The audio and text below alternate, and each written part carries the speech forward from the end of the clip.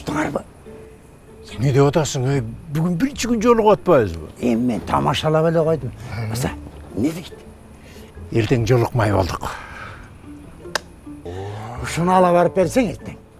Точно сеники болот. Мақұл. Кайка алып барасың?